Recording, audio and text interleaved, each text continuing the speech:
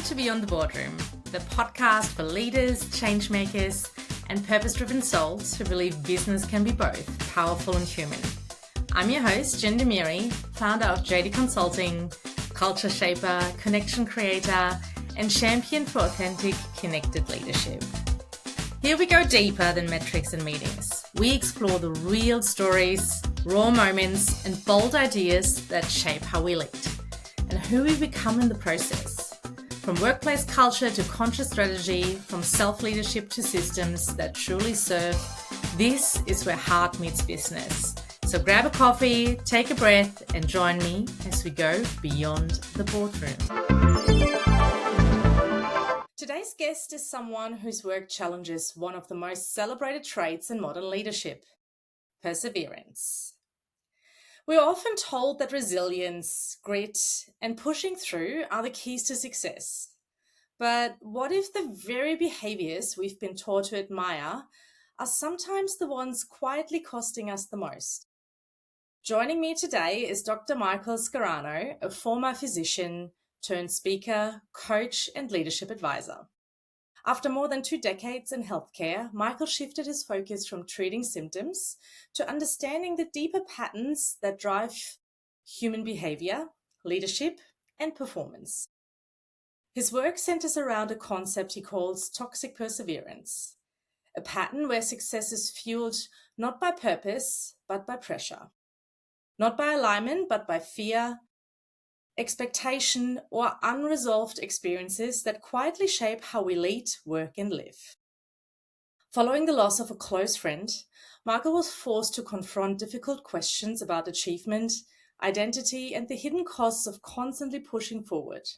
That experience led him to explore why so many high performers appear successful on the outside, while feeling disconnected, exhausted, or unfulfilled underneath. Today, Michael works with executives, teams, and emerging leaders to help them move from performance-driven success to purpose-driven impact, creating greater alignment between how they think, feel, and lead. In this conversation, we're exploring the difference between healthy perseverance and toxic perseverance, the hidden drivers behind leadership behavior, why so many high-performing cultures struggle with genuine connection, and how leaders can create success without sacrificing themselves in the process. Michael, welcome to the podcast. Well, that was quite an introduction. I appreciate that. Thank you. You're so welcome, and I'm really grateful that you are here today. So, Michael, let's start a little bit about your personal story, because I feel that is sort of at the heart of everything you teach today. And you have been telling me about the loss of your friend. So tell me a little bit about your personal story here.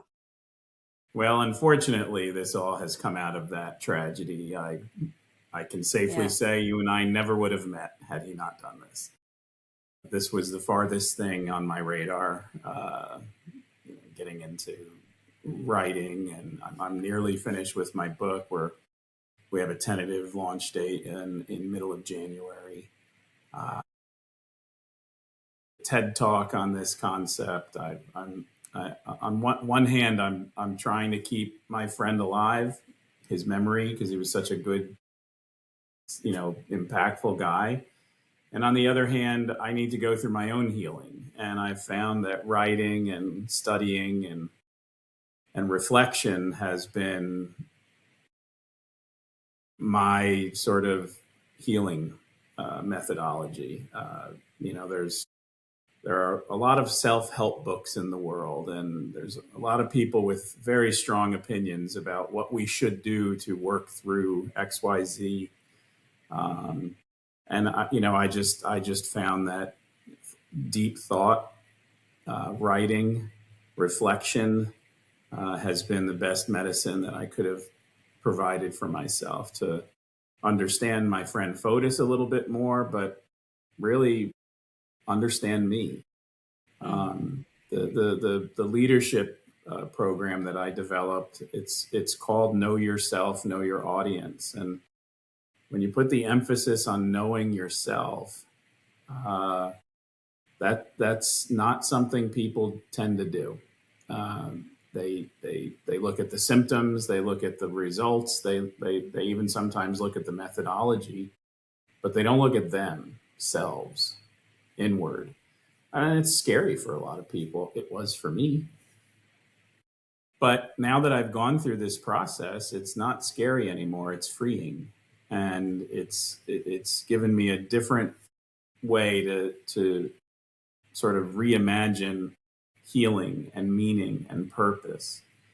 And so that's the kind of the mission I'm on. I got that horrible call on January 6th of 2024, and after a few months of getting through the shock of it, I've been sort of focused on trying to help people more in a macro sense, and using my lived experience, some of my knowledge that I learned along the way and all the schooling I've had, to bring this message to people like you and your audience. And who knows, my goal is to receive a message from someone that I never would have met, and the message is just thank you. That would, to me, be like the best. I would love to hear that. So Yeah. We'll see. Well, let's hope that after this episode, you get at least one of those messages saying thank you.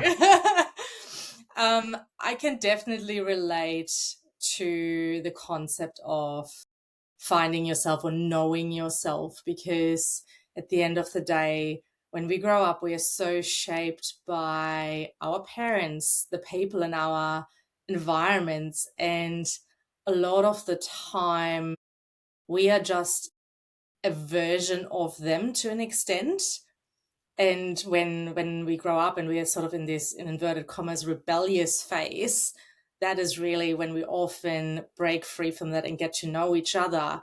But how deep do we actually really go, especially when we don't learn how to go deep? So I can definitely relate to the fact that writing helps a lot in finding the version of who you were always meant to be.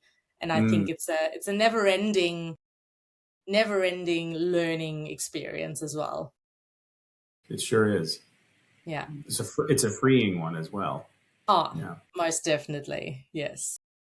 So what was one of the questions you couldn't stop asking yourself during that whole journey for yourself? Well, the immediate question after my friend shot himself was why? Why on earth would he do this? We unfortunately in the United States, I believe suicide is the 9th leading cause of death. And by no stretch of the imagination is what I'm doing an anti-suicide message or anti-suicide campaign. I mean, that's reserved for a different audience, and that's not what I'm doing. It's just that event caused me to rethink everything. I feel that I have to say that because I don't want to assume that I have some kind of answers to why people go down that path. I think I have an understanding of the potential of why, but really, as I thought about his decision, and when I can't underscore how shocking this was. This was not the guy. He wasn't even a thought to be on the list of people I've known in my life that would do something so extreme. He was loved by everyone, and he never met a stranger. He was everyone's best friend. I say that all the time. It's a broken record, but it is true. I mean, he just encapsulated kindness, and he had this way about him that just made him so easy to be with, to laugh with, and he listened with intention, and he really cared, and he showed it, and he showed up too. So after I got through why on earth would he do this, the next question I ask is, could I be ever in that position of such loss of hope that that's the only answer? But I really thought about that. I've definitely had a lot of dark days in my life, making a myriad of mistakes, through my own dysregulation and through my childhood and the ADHD that I have, the learning disabilities, the abuses that I suffered, lots of shame, and could I ever get there? Really was the question. And then I'm a dad of 3 children. We'll get into that later. But what had my children endured? I know my home life with my parents growing up wasn't great. My parents fought a lot, and my dad had depression, bipolar 1 with psychosis, and he was a handful. I knew he loved us somehow, but it certainly didn't feel that way. And my kids grew up in not a volatile home, not until the last couple of years of the marriage, but I know it wasn't great. So now as a dad, and I'm not sure if you're a parent, I don't know that, but for the parents out there who would do anything for their children, when those kind of tragedies happen, you really just want to be around your family and hug your kids. And as I really obsessively thought about their path and the struggles they're having today, I thought, my gosh, I gotta stop this generational crap right now. I don't want them to be 58 years old like I am now, with regret and doubt, self-doubt, and all those icky things. Have to even consider if if taking my life is even an option. Like I think they're doing pretty well, but I think they also are hurting, and that has revealed itself in our recent dialogue. But yeah. So what did I think about after Why Did Fotis Do It? Was, am I capable of doing this too? And how can I prevent this kind of loss of hope in my children, assuming that they might be thinking that way? They did not grow up even remotely close to how I grew up, but there was anger in the house. I take that. I raised my voice. I mean, that's how my father spoke to me. He rarely spoke to me. He was always yelling. So I was like, oh. But I know there was some yelling, and I'm hypersensitive to it. So I want them to be whole. So this really went from why did Fotis do it to what about me, and oh my gosh, what about my family? Mm. And then as I started interviewing people, I realized, wait a minute, a lot of people go through this. I don't think there's a human being walking the planet that doesn't have some kind of childhood trauma of something. Yeah. So we all struggle, the human condition, right? That's what we do. We struggle, we persevere. Oh, but how are we persevering? Is our perseverance coming from a place of toxicity or health? And that's how I came up with the phrase toxic perseverance. Is we make it in life, humans do. We succeed. Some don't. But most of us do on some level. There is success. There is a persevering quality to us, which is very closely, linked to a survival instinct. And that's the argument I make in my book, that toxic perseverance is really in that category of survival. You're persevering and even highly persevering, as we consider success on earth is financial. I know a lot of multimillionaires that are miserable, because they're coming from this place. You said it nicely in the introduction, that they're coming from a place of pressure rather than this purpose. And I think so. And that was a long answer to just say I really thought about Fotis, me, and then my kids, and then that spilled out into, wait a minute. I don't think my experience is unique. It has a unique quality to it, but the general experience that we share is not unique. Life is tough sometimes, and how we adapt and react at the core of toxic perseverance is that it is rooted in a subconscious mindset, a framework that is set up early in life, and it builds over time. We have these insults, and over time we have more insults, and they just sort of compound on each other, and we end up with an internal narrative. And as when I speak with leaders, and when I work in leadership, you can do a disc, you can do the emotional intelligence stuff, which I'm certified in, and I do those. But if we're not talking about the foundational aspect of why their personality is the way it is and why their emotional intelligence is where it is, that's the toxic persevering part. That's the foundation. Is okay. We got to really figure this out. Not to wallow in past challenge or abuse, but to understand it and just go, okay, all right, this is the hand I was dealt, metaphorically, and this is why my personality is the way it is, and that kind of knowledge is very freeing, I think. At least it was for me. So that's kind of that's where I'm living. There are a lot of things that you just mentioned. So one of them was about you raising your voice towards your kids, because that's what you experienced from your father. And you were sort of saying like he loved you in one way, shape or form, like in a weird way. And I think even though I'm not a parent, I think every parent loves their children in their own way, and not always the way we want to be loved, or we see it on TV, or what people say it should be. So, and not always in a healthy way either. So I would agree with you on that. And that breaking through that generational experience, I think, is really, really important. And so many people have started working on that. And there's also so many people that could really benefit starting working on that. That's one of those things.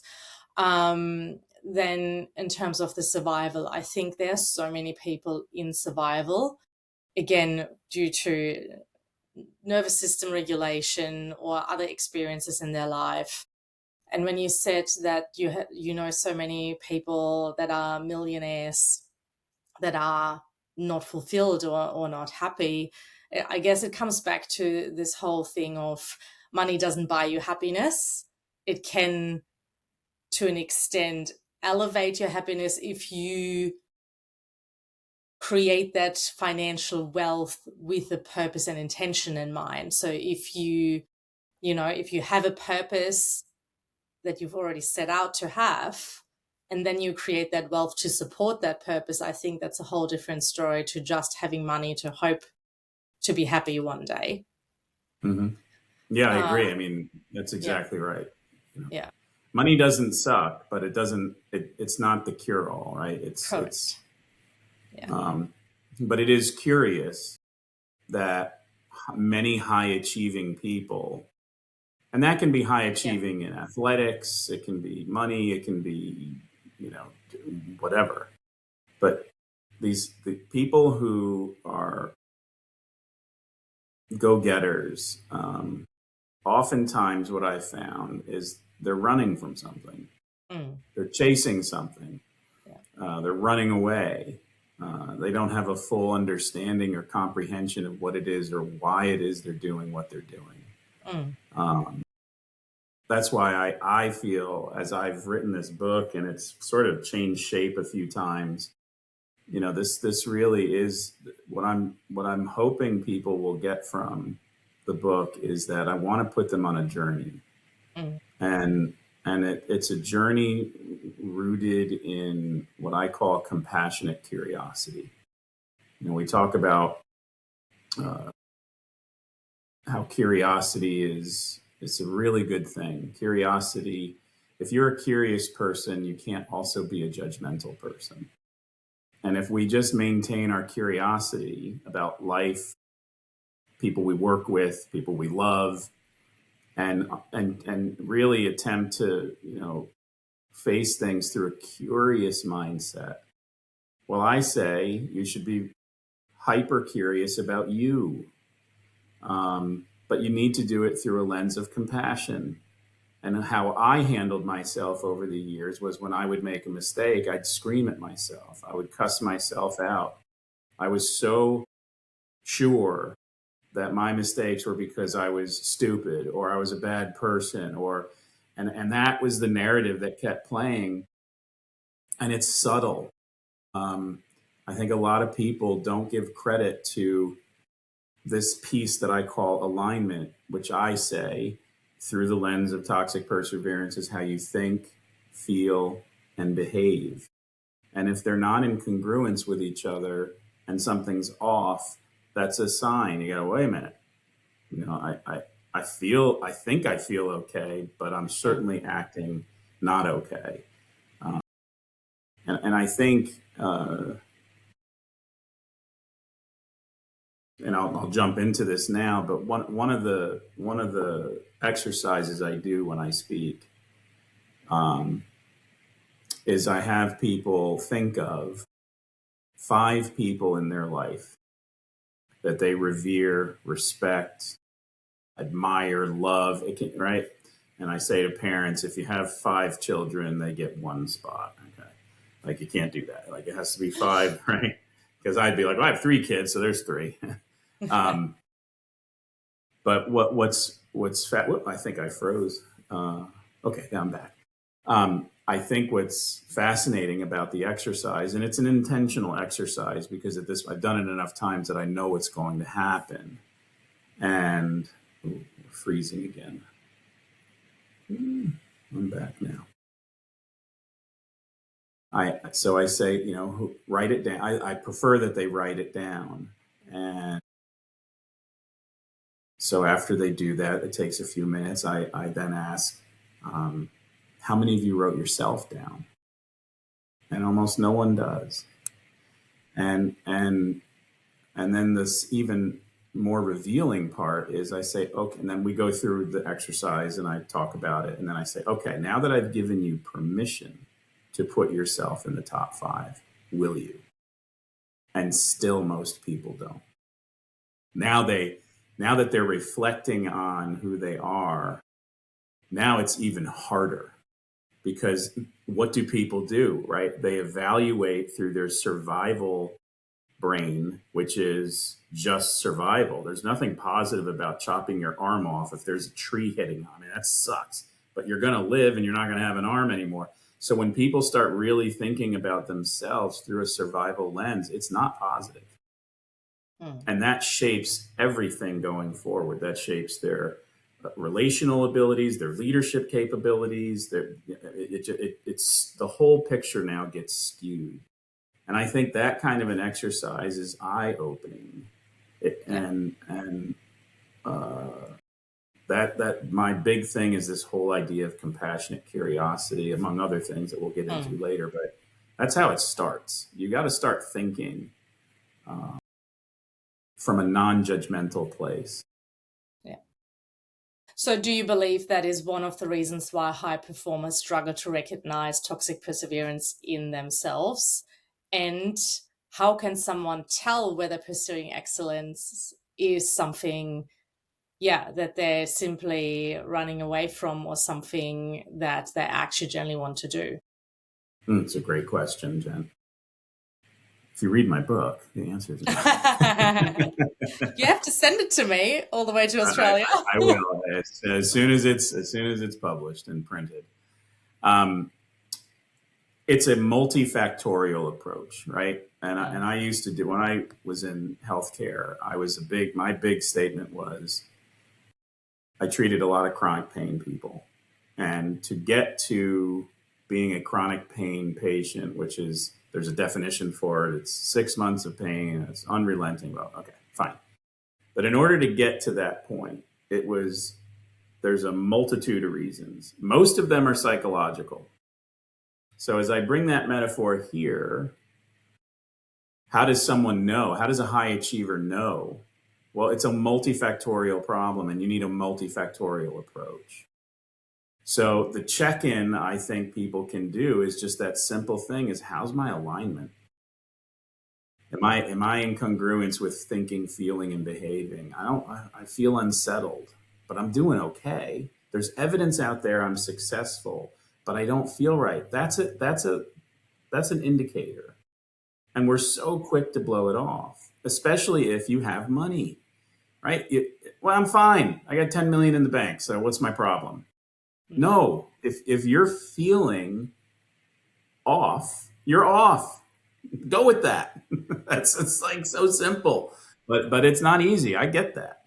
So when you get granular like that, and it's again from a place of compassionate curiosity, there's no room to hurt and judge yourself anymore. It's just about, okay, what is this? And then as I walk people through compassionate curiosity leading to gratitude. Now gratitude is a peculiar topic. Well, let me ask. When I say gratitude, what do you think of? God, there's so many things. Well, first of all, gratitude for being thankful to have things in your life, even just the ability to breathe and wake up in Being the morning. thankful. All right, Yes, being thankful. What else do you think of? that's probably the main one. But This is a typical response, and I yeah, love it. You did it perfectly, Jen, and we didn't even set it up. By the way, this is how everybody responds. Well, it's being thankful for the things I have. I have my breath. I have my health. I have 2 legs, 2 arms. I'm a reasonably attractive person. I'm smart. Yes, those are great things. That's not what I'm talking about. but also, for example, I'm grateful for watching a sunrise and observing nature, things like that as well. So it's not just about me and the things that I have in that way, but the Yeah.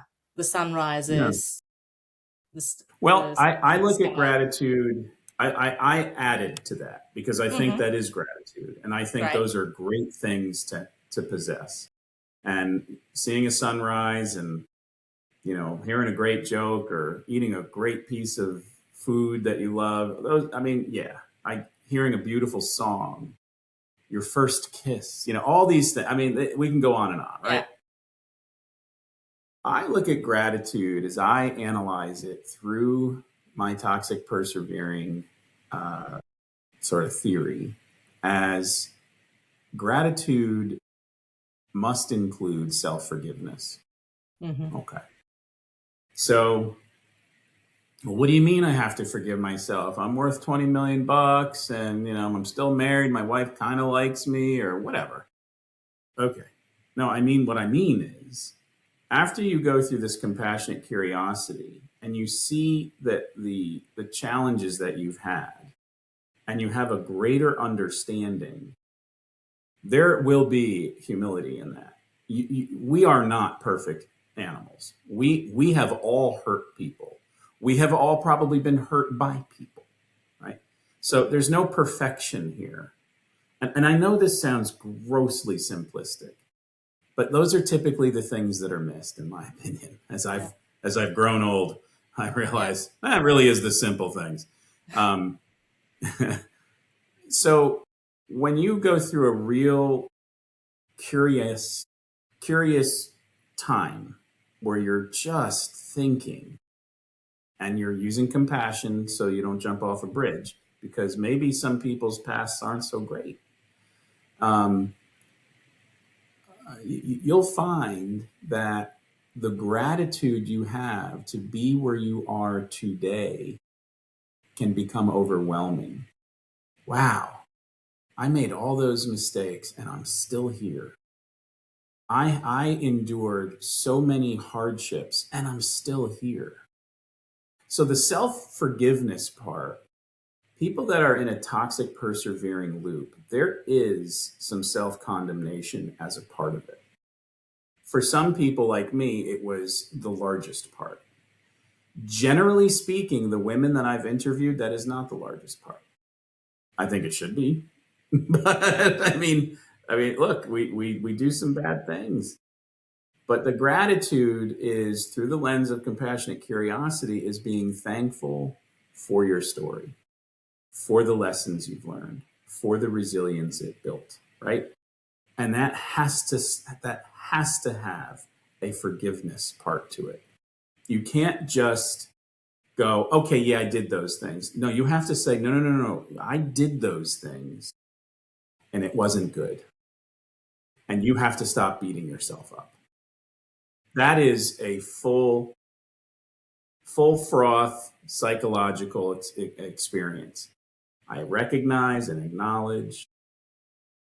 I accept it, and now I've got to let it go. And Yeah. we truly don't let go until we forgive ourselves. You know, they Yeah. say, there's a saying in the Christian faith that when I forgive you, Jennifer, for doing something to me, it's not about you. It's about me letting go of that Correct. that strain that it's hurting me to harbor. Well, why would Yeah. you harbor toward yourself? And I can't tell how many people I talk to that just hearing that, they're like, oh my gosh, yes, I can forgive myself. That's great. That is the gratitude you have to have. The gratitude for you, which is why the program is called Knowing Yourself, right? So you Yeah. knowing yourself, you got to forgive yourself, and then you move on down the ladder. But I want to give you a chance to chime in.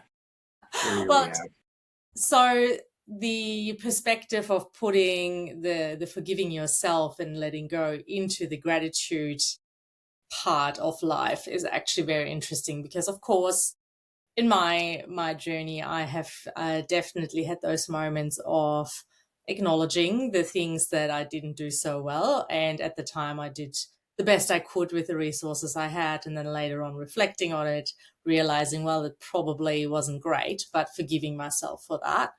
So yes, I have that in the letting go bucket, but I never considered putting that into a gratitude part of it. So I definitely like that angle of it. And I appreciate that. Sold. No, definitely, and I would also tell you if I wasn't sold, but it's Well, definitely let me just add one other piece about this self forgiveness thing. This jumps into this whole values concept. A lot of people don't do a value analysis. And when people do a value analysis, they typically layer their values in terms of their roles. So you can't really, in my opinion, it's just my opinion, I have no research to prove this except all the researchers that I've read about. If you don't have a baseline understanding of forgiving yourself for the challenges that you've created, your part in your journey, then how can you develop a value structure? I don't think you can. Not an honest one.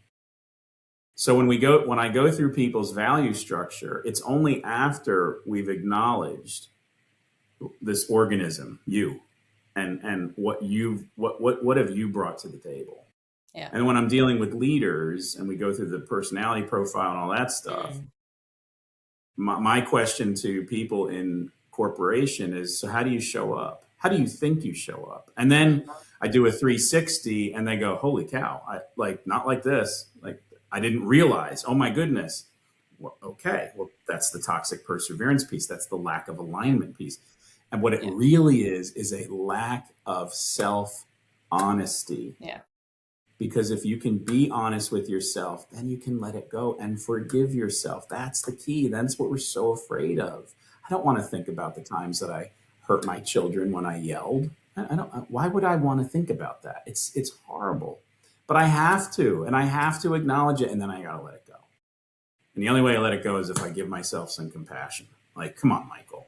You were doing the best you could. I mean, I wasn't half cocked, throwing stuff and hitting them. That was not. No, I want to be very clear. Right? I wasn't this like madman, but I didn't do it right all the time. And I can remember a few instances where I to this day, I was walking my dog today, and I thought of an instance that happened with my daughter when she was 7, and I just went, "Oh God, Michael, like, what were you doing?"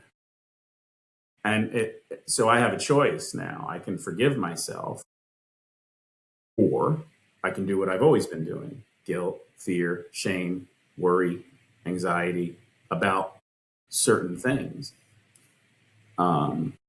So yeah. Anyway, Yeah. moving So on. you started building a nice bridge into the leadership work that you do. So many leaders are celebrated for their ability to push through adversity and, being resilient or perseverant. And I want to quickly also mention when you talked about the disc profile earlier, and sort of saying, you're interested in not why they're in a particular, like not what their particular area is, but why they're in that area. And that's how I love working with a disc profile. For me, it's not wanting to know, okay, you're this, and this for the purpose of this, and this. For me, it's the purpose of, okay, why are you there and how can we get you more balanced? But in the leadership space, what are some early warning signs that a leader has crossed that line between healthy resilience and toxic perseverance?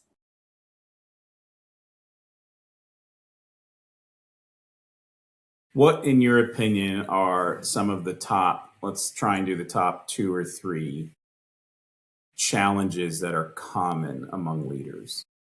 Challenges meaning why they're ineffective. What do you think, and what have you found to Well, be some of the common? Go ahead. based on the work that I do with leaders, it has often been very much about their communication and clarity. In their communication, that is one of the things, but I wouldn't necessarily consider that as being part of perseverance or resilience. There is also the leader that likes to carry it all because of perfectionism most of the time and struggles at delegating. So they are sort of the top 2 things that I see a lot.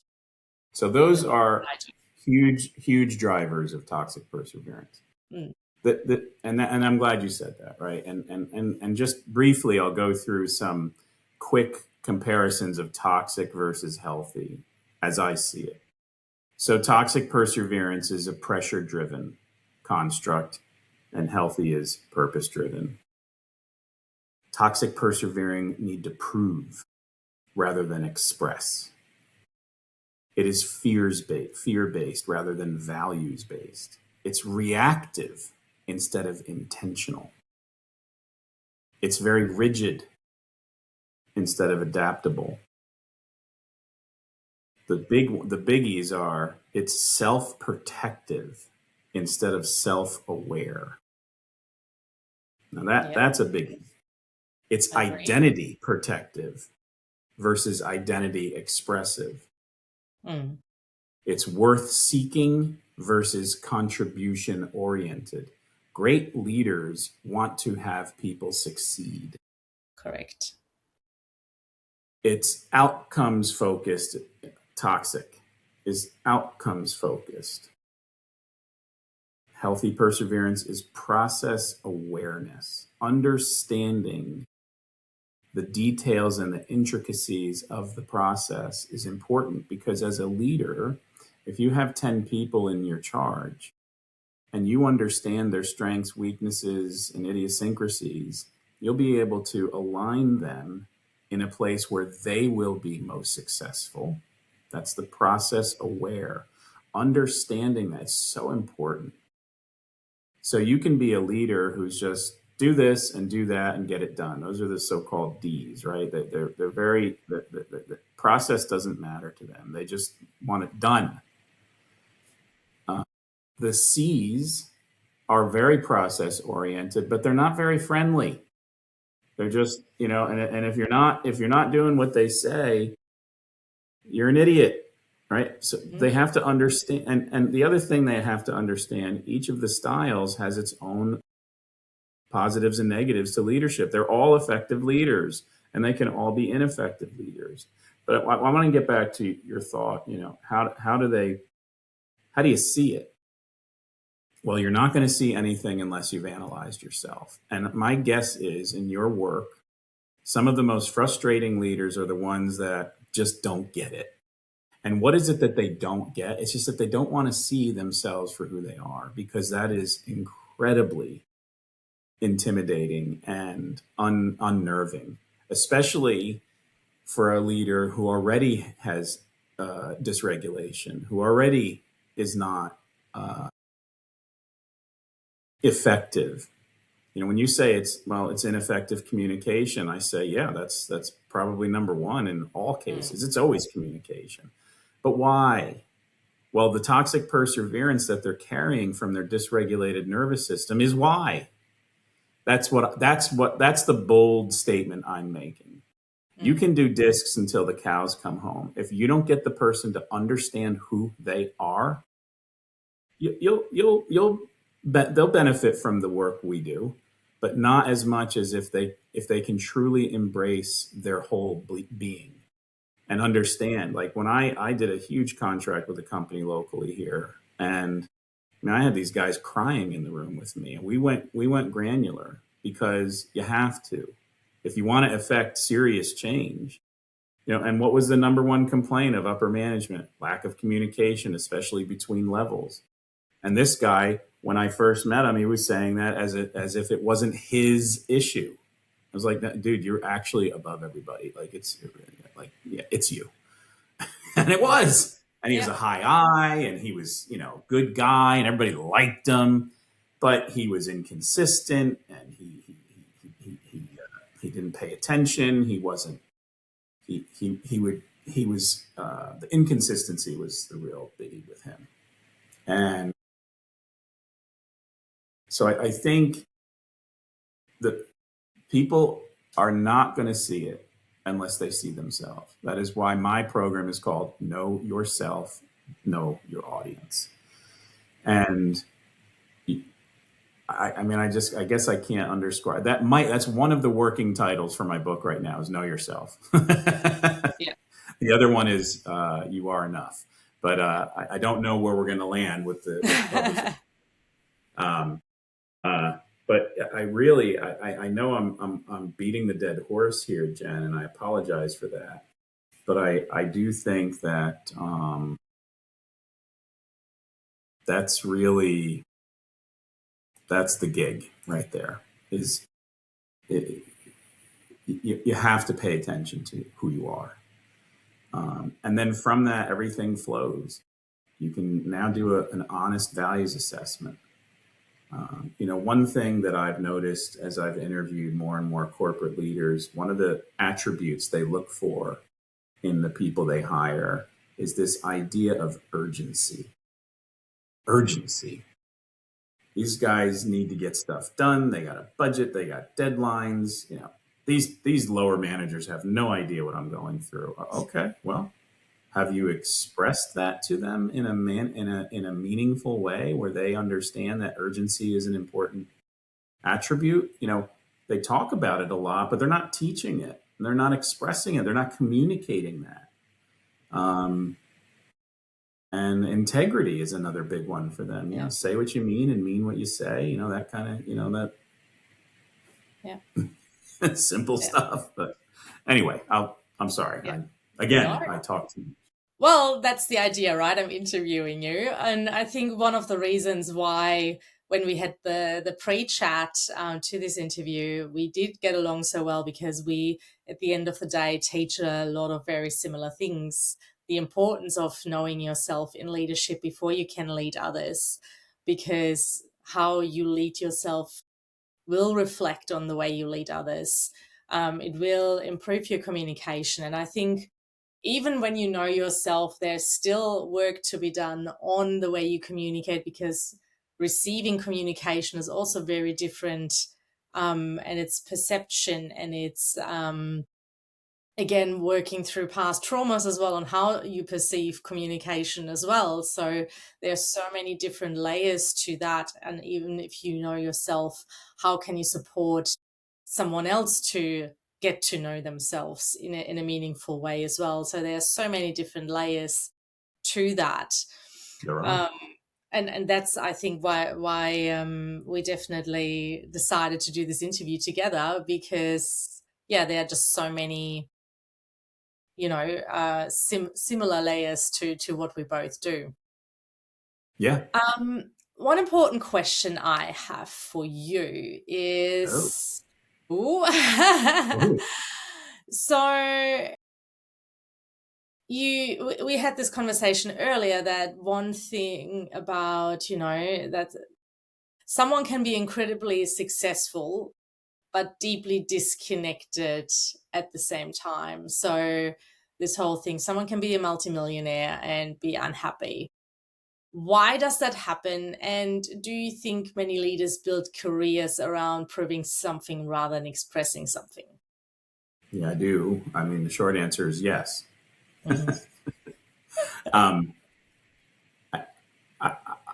I think, all right, well, so biologically, what is the number one human instinct? It's to survive. You can argue number two. Number two, I think reproduction is up there. I think the sense of belonging is up there when you get into what Maslow did. I mean, that wasn't hard science, but it's pretty, the basics of Maslow are solid. But I think number one is not arguably survival. That is our instinct. Yeah. The reason why we have a hippocampus and an amygdala in our brain is exactly for the purpose that it serves, which is that is where your subconscious mindset is stored. And isn't it interesting that it's in the deepest recesses of our brain so that we don't access the traumas that we had and endured. But research is pretty clear now that most of our daily thoughts, feelings, behaviors are rooted in subconscious traits. USC did a study. I think it's like 90 to 95% of our daily activities, mindset activities, are rooted in the subconscious. Let's just say it's 80%. It's a large percentage. So that means if I have stored things in my subconscious that aren't so great, that's where my behaviors, thoughts, feelings, that's where my alignment is coming from my subconscious. So bear with me for a second. So if that is true, and the so-called now successful executive who's got a lot of money, if their subconscious is just like yours and mine, which is rooted in these traumas, unmet needs, painful setbacks, and they're unresolved, they're not even touched. Our subconscious is driving our behaviors unwittingly. So I have a great example for you. I had this nice young lady who was on the team in the company I was hired to work with. And I said a comment to her one day. I said, I've been told, and this was right or wrong, I kind of goofed on this one. I learned a lot from this. But the result of what I said, which is what I want to focus on, not that whether or not I should have said it. Yeah. So I said, she wanted to rise up to a higher position. And she said, I don't think so-and-so likes me. And I said, well, not the person she was talking about, but another, an equal of her shared with me that there's some kind of perception out there. Now, that was probably where I went wrong. But her reaction to that was, what is the perception? And I said, well, if I had to give you a perception based on our interaction, you're pretty pissed off most of the time. You carry an air with you. You just do. And she laughed. She goes, I know. I go, well, okay. So that started, I'm like, why are you laughing? Now, is that nervous embarrassment laugh, or does she actually think that's pretty funny that people think she's angry? Mm. And she said, well, you know, I guess when you get a gun pointed to your head, when you're 18 years old, it does something to you. Right? Let's just say our conversations from henceforth were pretty remarkable. Pretty remarkable. So we uncovered something by accident. She's had all these significant traumas, and she shared a lot more with me. And she cried a lot, and lots of tears, lots of tissues. But the breakthrough was she could start to forgive herself. She didn't have to always be on edge. And that's how she described it. She said, I just feel like I'm on edge when I come here. And I go, yeah, I get that. So when I brought it back, I said, you've said to me in the past, you feel like you're on edge when you get here. Are you on edge all the time or just when you're here? And then she thinks about it. She's like, well, yeah, pretty much all the time. Okay. So it's not the job. It's your perception of you. And I think the reason why I'm bringing that up is to answer your question. I really think that because our survival instinct is so strong, rightfully so. Carl Jung is quoted in saying, you must bring the unconscious to the conscious. You have to. Otherwise, it's futile. You're just not going to advance yourself to where you want to be. And there are a lot of people out there who have very lofty goals for themselves, and that's great. But if you're the common denominator of your challenge and you are not willing to address it, acknowledge it, look at, and whatever superlative you want to put in there, then it is futile. But all those things that we, communication, urgency, integrity, all those values that we put out there as these words are meaningless if you are operating from a system that is fundamentally damaged. That is the subconscious. That is the whole essence of knowing yourself. Bringing that subconscious out, not harshly, but compassionately, just to give yourself a little insight on how you're showing up. How is your reaction to this? Does it meet the temperature of what's going on right now? When you react in XYZ, what is that? Is that the person deserving of it, or are you reacting from a place of pain? And when you start twisting things around like that, it really does change the whole ball game. I don't know what metaphor I can use now. Yeah. Very, very much agree with you on everything that you said. So if someone recognizes themselves in today's conversation and realizes they have been operating from toxic perseverance, where do they start to work on themselves to get to themselves, to get them to know themselves better? Like, what's one practical shift they can make this week? Well, I'm a big proponent of writing things down, not journaling. I think journaling is good, it's effective, but it's overwhelming. Yeah. I think it's okay to have a session with yourself and write. And try to get to the bottom of what it is. What are you feeling right now, and why? And I will tell you, admittedly, Jen, I've been going round and round with this about how does someone start on a healing journey. I honestly think there's a million ways to do it. I think it's different for everybody, but I do think writing really it slows you down, and it gives your brain and your mindset, through writing, it slows it down and it starts to help make sense of things.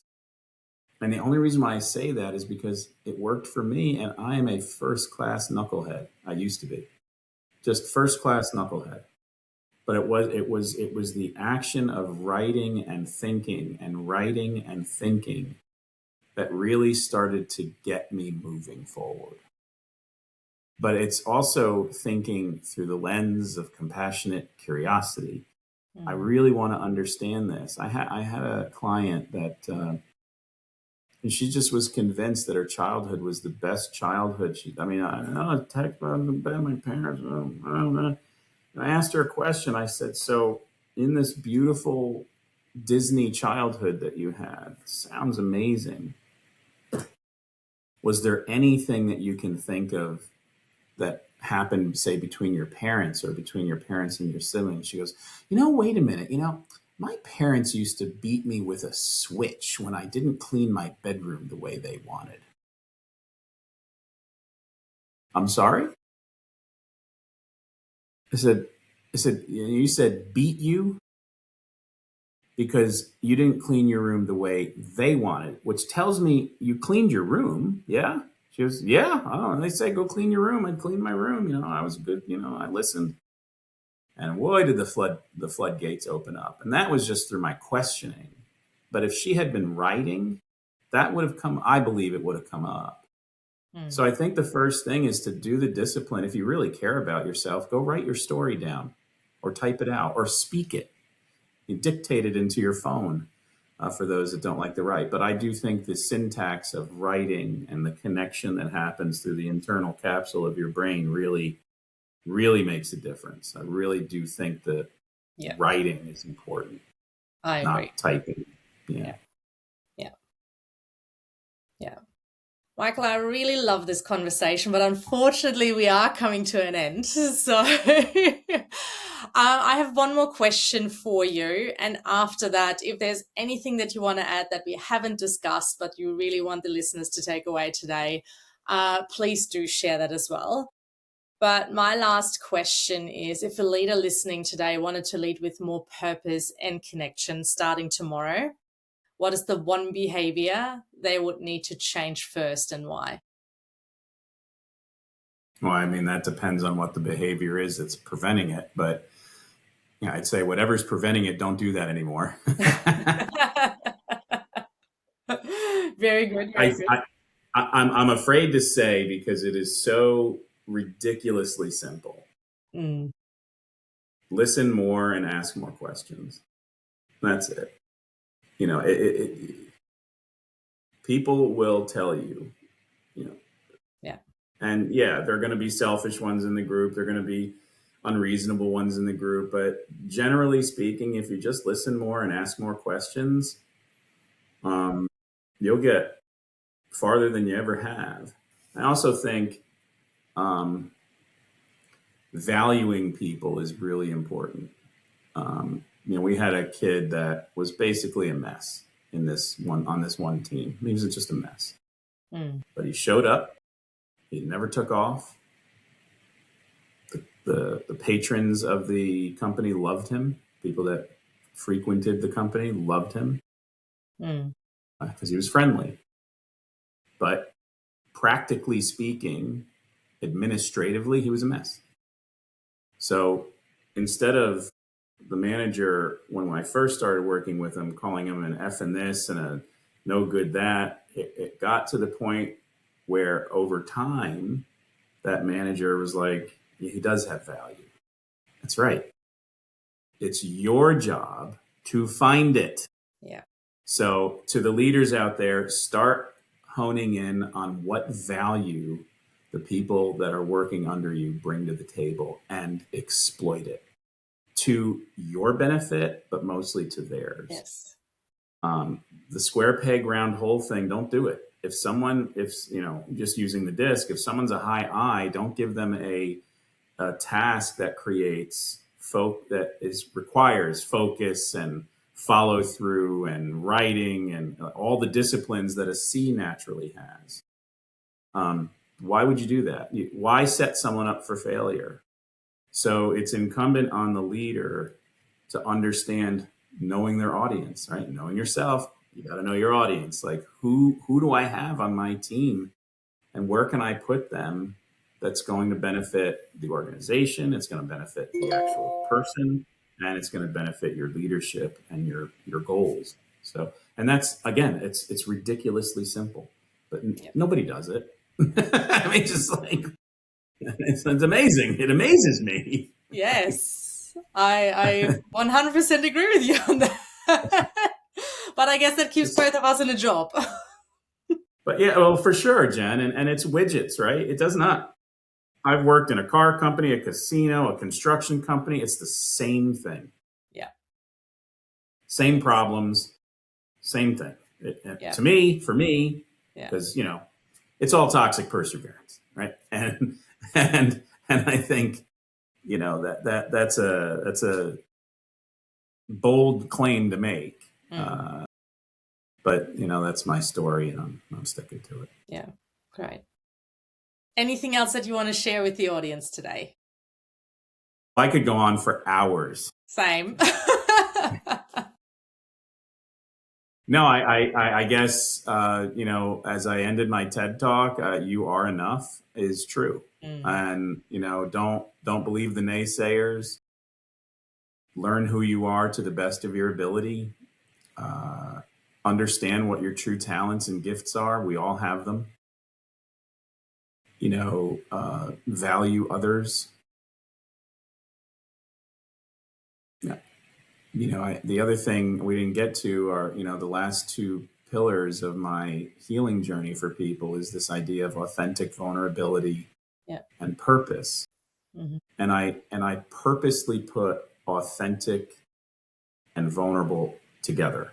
I call it authentic vulnerability. And when you read my book, you'll read, is people can be vulnerable, but to a point. So if they're authentically vulnerable, they're being fully truthful, fully transparent. Now, I'm not saying you go and you share all your stuff with people. That's not what I mean. What I mean is when you share, what part of the narrative are you protecting yourself from? That's the key. Is you don't not share because you might feel bad about yourself.